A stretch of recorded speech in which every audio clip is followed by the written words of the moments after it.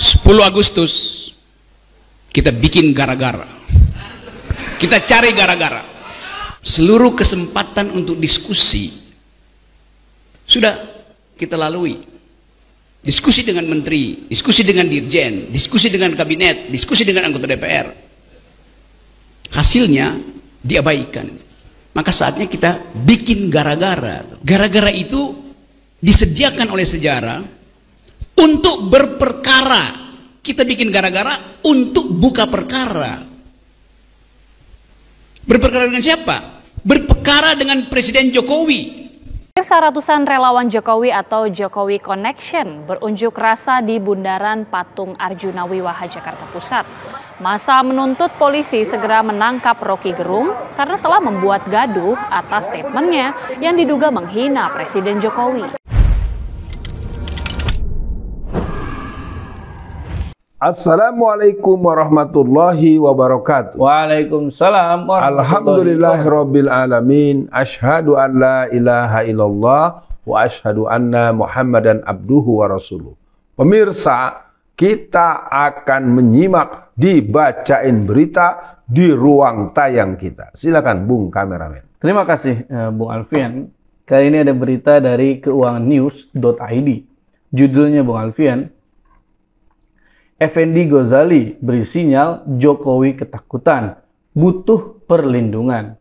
Nah, ini ditulis oleh Damai Hari Lubis, aktivis Mujahid 212, pemerhati politik dan hukum. Arah pernyataan Effendi Ghazali yang menyatakan Prabowo Subianto akan menjaga keselamatan Jokowi dan keluarga jika dirinya menjadi RI di 2024. Jika dari sudut pandang kacamata terkait fenomena dan gejala realitas di luar daripada unsur objektivitas atau kebenaran yang ada, maka pernyataan EG atau Effendi Ghazali sebuah sinyal atau kode keras kepada publik bahwa Jokowi fobia atau ketakutan kepada sebuah kelompok atau golongan yang ada dan hidup di tengah masyarakat bangsa ini. Mungkinkah karena dirinya merasa punya banyak kesalahan fatal dalam memimpin bangsa ini? Salah satunya, apakah ada kaitannya terkait materi tuduhan Bambang Tri dan dugaan Gus Nur bahwa dirinya gunakan ijazah palsu sebagai pernyataan pencalonan untuk Pilkada Solo? Ini awal tulisannya lah. Bagaimana respon Bung Alfian? Bismillahirrahmanirrahim. Pemirsa, saya menegaskan bahwa ini adalah konsumsi dibacain berita untuk mengawal dinamika tahun politik 2024. Iya. Kita ingin kemenangan adalah kemenangan hati nurani, kemenangan amanat penderitaan masyarakat, Iya. dan kemenangan orang yang melanjutkan amanah kemerdekaan yang pernah diberikan. Ini menjadi penting. Nah, kalau dari tadi soal begitu bisa dimaklum karena Bang EG ini profesor komunikasi politik. Artinya beliau secara akademis, secara empiris punya pembacaan yang mendalam. Iya. Jadi ketakutan ini merupakan ketakutan yang banyak alasannya, bukan hanya beralasan, banyak alasannya. Dan kalau orang mengikuti bagaimana kasus BTS, Joni Plate itu menyebut nama loh, Iya. itu disebut namanya. Artinya kalau kita rinci, belum lagi kasus martabak, belum lagi kasus apa yang segala macam itu kalau mau diteruskan akan menjadi memang terlalu banyak. Ada dua hal, Bung kameramen. Yang pertama, diduga melakukan, kedua, diduga membiarkan. Nah, ini menjadi dua kesalahan yang akan punya impact hukum yang serius. Iya. Nah, jadi ketakutan itu sudah ditopang oleh tidak lagi ada pembelaan-pembelaan yang terang-terangan. Jadi orang-orang yang tadinya sangat gagah perkasa membela beliau ini melipir-melipir gitu untuk menjauh karena dia udah ngebayangin ini pertama dia nggak mungkin maju lagi karena untuk 3 periode sudah tertahan oleh penegasan dari Ibu Megawati atau kubu PDIP kan secara kelembagaan sudah mengumumkan tidak ada cerita 3 periode. Nah yang lainnya ya ternyata kan memang tidak adanya kemampuan sama sekali untuk melakukan manajemen konflik, untuk melakukan recovery. Iya. Kelihatannya semakin kemari semakin limbung, semakin linglung. Apa kalau boleh dibilang kasihan deh lu gitu ya. Kalau boleh dibilang begitu. Jadi Bung kameramen, penangkapan atau pembacaan Effendi Ghazali tentang persoalan ini kelihatannya memang bisa sangat beralasan dan kita harus menghadapi ini dengan tetap hati-hati karena Betul. kelompok oligarki, kelompok salib, kelompok bintang David, kelompok bintang merah Palu Arit, Iya. dan kelompok-kelompok yang menyelingkuhi syariat Islam seolah-olah adalah hanya diwariskan kepada Ali bin Abi Thalib. Ini pun kelompok-kelompok yang terus berkolaborasi dengan gerakan-gerakan yang mempermainkan agama. Saya pikir ini penting untuk ditindaklanjuti. Iya, Bu Alfian, memang ini sebetulnya senada ya Bu Alfian dengan ketakutan yang terucap oleh Ketua Projo Bu Alfian.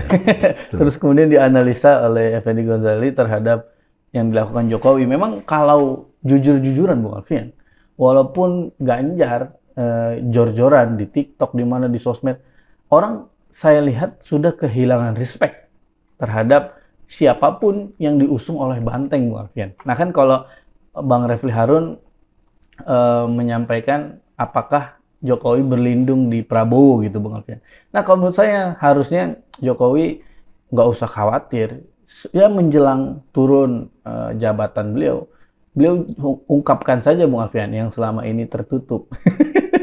Kasih tahu dong, ini sebenarnya Habib Rizik kenapa pernah dipenjarakan, siapa saja tuh pembantai. Saya nggak yakin Bang Alfian pembantai yang kilometer 50 beliau tidak tahu dalang dan pelakunya, saya tidak yakin. Nah kemudian Bang Alfian, kasus-kasus korupsi, saya mikir, dulu saya pernah berpikir, oh mungkin Jokowi bagus, orang terdekatnya walaupun korupsi, walaupun itu menteri, beliau tetap tangkap. Nah tapi kalau kita ingat lagi Bang Alfian, ada berita tentang bahwa tidak ada visi misi menteri. Berarti kan apapun yang dilakukan oleh menteri, apapun yang dikerjakan oleh menteri, itu atas kontrol presiden, atas perintah presiden, atas pengetahuan presiden. saya duga mungkin presiden tahu, tapi itu ada pembiaran. Ini gimana Bung Alfian? Ya, kalau saya ingin mengatakan begini Bung Kameramen, situasi yang kita bincangkan ini jangan sampai terus kebanyakan cerita, kebanyakan episode, Iya. akhirnya anti klimaks. Betul. Ini mungkin pesan penting dari saya supaya kita fokus bahwa persiapan pemilu DPT yang 52 juta itu kan juga persoalan, karena beberapa kali saya dengar rapat-rapat di kelurahan itu para masyarakat, ketua RW, ketua RT cuma dikasih belangko kosong misalnya. Padahal kan DPT kan biasanya sudah lengkap. Mana isinya? Nah, itu juga persoalan yang tidak sempat diketahui luas. Nah, yang kedua adalah perlu diingat juga Bung Kameramen, masyarakat kita itu masyarakat pelupa dan pemaaf. Nah, hati-hati, nanti kita ngomong banyak-banyak dia lupa lagi. Ya, tadi udah nggak apa-apa, udah kesian. Iya kalau begitu nggak enak bener nih orang yang nggak bersalah seperti saya, 4 tahun vonisnya itu kan konyol. Nah yang terakhir perlu dipahami, kan ini perlu juga dibuatkan bentuk lain Bung Kameramen, daftar korupsi, karena total nominal yang dikorupsi itu sudah ribuan triliun loh Bung Kameramen. Iya. Apalagi yang belakangan ini yang pengelolaan tambang itu 104.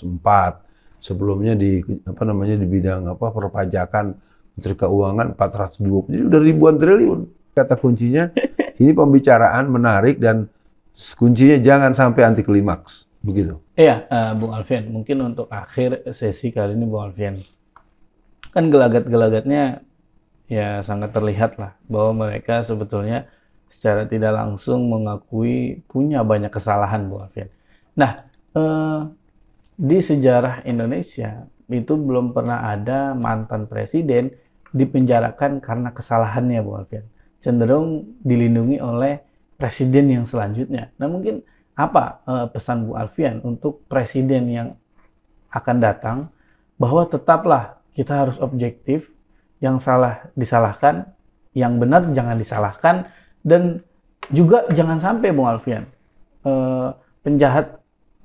penggantian rezim hanya mengganti penjahat dengan penjahat baru. Ini saya khawatirkan Bung Alfian. Mungkin untuk akhir sesi ini bagaimana Bung Alfian agar nanti kemenangan di 2024 jangan dinodai dengan penjahat-penjahat baru. Silakan Bung Alfian. Potensi itu besar Bung Kameramen, karena oligarki itu kan ada di semua lini, dan itu catatan secara demokrasi internasional kan memang begitu.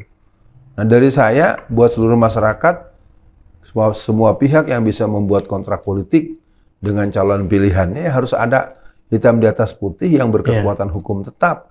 Bicarakan betul, apalagi para relawan-relawan yang memang punya basis yang luas, yang kuat ya, yang apalagi nanti akan terorganisasikan secara nasional, harus dibuatkan betul bahwa mitos bahwa mantan presiden nggak bisa ditangkap harus dihancurkan.